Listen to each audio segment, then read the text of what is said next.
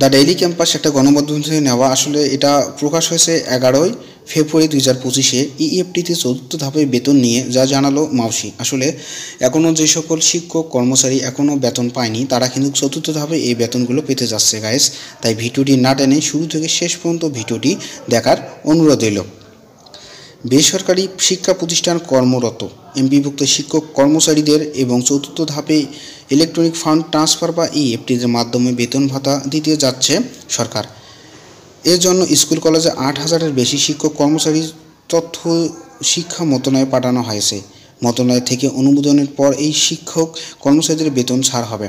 আসলে 8,000-এর বেশি কিন্তু শিক্ষক কর্মচারীর তাদের কিন্তু এই বেতন ভাতা মন্ত্রণালয়ে অনুমোদনের জন্য পাঠিয়ে দিয়েছে। এই অনুমোদনটি হলে তারা কিন্তু তাদের ব্যাংক থেকে এ টাকা তুলতে পারবে। শিক্ষক কর্মচারীরা যারা এখনও বেতন ভাতা পায়নি তাদের জন্য কিন্তু খুব দ্রুত সময়ের ভেতর এই বেতন ভাতার জন্য তারা অনুমোদনের অপেক্ষায় আছে। আসলেই তারা দ্রুত সময়ের ভেতর এটি বেতন পেয়ে যাবে। মঙ্গলবার 11ই ফেব্রুয়ারি মাধ্যমিক ও উচ্চশিক্ষা অধিদপ্তর মাউসি একটি দ্য ডেইলি ক্যাম্পাস এমন একটা নিউজ পেপারে তারা জানিয়েছে শিক্ষা মন্ত্রণালয় থেকে শিক্ষক কর্মচারীদের বেতন ছাড়ের অনুমোদন হলে পরবর্তীতে এটি চিফ অ্যাকাউন্ট এবং অফিসারের কার্যালয়ে পাঠানো হবে। এরপর ব্যাংকগুলো টাকা যাবে। আসলে তারা একটা অনুমোদন পালে কিন্তু যে এখনও যারা বেতন পায়নি সেই টাকাগুলো কিন্তু ব্যাংকে যাবে। নামও অপ্রকাশিত এবং রাখার সত্ত্বে মাউসি সংশ্লিষ্ট শাখায় এক কর্মকর্তা দ্য ডেইলি ক্যাম্পাসকে জানিয়েছেন চতুর্থ ধাপে 8,238 জন শিক্ষক কর্মচারী ইএফটির মাধ্যমে বেতন পাবেন।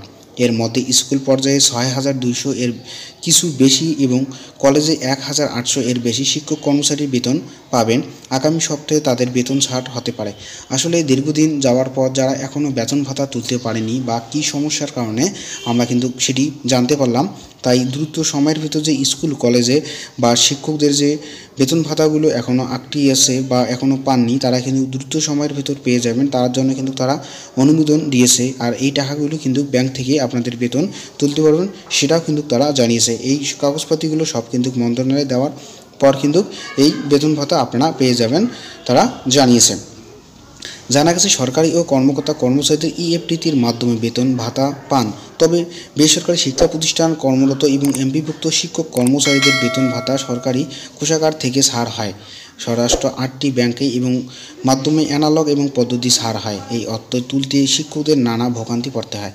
আসলে যে এমপিভুক্ত শিক্ষকরা আছে তাদেরকে কিন্তু বেতন ভাতা তুলতে গেলে নানা ধরনের ভোগান্তি ভুগতে হয়। ব্যাংকগুলির মাধ্যমে বেতন ভাতা ছাড়ের জন্য কয়েক পর্যায়ে অনুমোদন সই এবং সংশ্লিষ্ট কাজের অনেক ক্ষেত্রে এমপিভুক্ত শিক্ষক বেতন ভাতা পেতে দেরি হয় অনেক সময় এবং পরের মাসের 10 তারিখ পর এবং আগের মাসের বেতন ভাতা জোটে। আসলে তারা এক মাসের বেতন কিন্তু পরের মাসেও পায় এমন তারা জানিয়েছে। এই পরিপ্রেক্ষিতে গত 5 অক্টোবর শিক্ষক দিবস বিশ্ব শিক্ষক দিবস ইএফটিতে বেসরকারি শিক্ষকদের এবং এমপিও বেতন ভাতা দেওয়ার ঘোষণা দেন শিক্ষা মন্ত্রণালয়। প্রাথমিকভাবে বেসরকারি এমপিভুক্ত শিক্ষক কলেজের 209 জন শিক্ষক এবং কর্মচারীর অক্টোবর মাসের এমপিও ইএফটি ছাড় হন। পরবর্তী মাসে গত 1 জানুয়ারি 1,89,000 শিক্ষক ইএফটির মাধ্যমে বেতন ভাতা সরকারি এবং অংশে টাকা পেয়েছেন। আসলে যে ইএফটির মাধ্যমে কিন্তু 1,89,000 শিক্ষক কর্মচারী কিন্তু তারা বেতন ভাতা পেয়েছেন।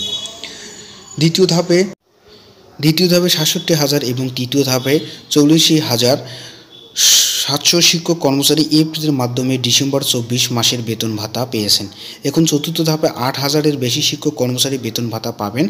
আসলে আমরা দেখতে পেলাম যে দ্বিতীয় ধাপে যারা বেতন পেয়েছে যে 24 ডিসেম্বরের বেতন ভাতা পেয়েছে, কিন্তু যে সকল শিক্ষক কর্মচারী এখনও বেতন ভাতা পায়নি এমপিভুক্ত তারা কিন্তু চতুর্থ ধাপে যে 8,000-এর বেশি শিক্ষক কর্মচারী কিন্তু বেতন ভাতা পাবে।